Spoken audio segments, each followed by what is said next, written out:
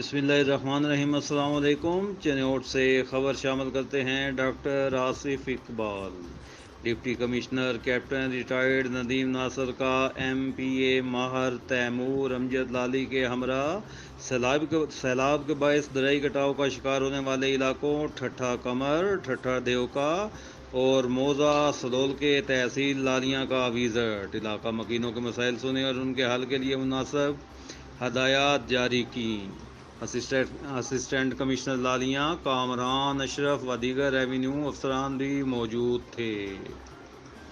اس کے علاوہ T H کیو hospital لالیاں کا اچانک دورہ۔ ڈپٹی کمشنر نے ڈینگی کاؤنٹر، ڈینگی وارڈ سمیت ایمرجنسی اور جنرل وارڈز میں مریضوں کی دی جانے والی طبی سہولیات کا جائزہ لیا۔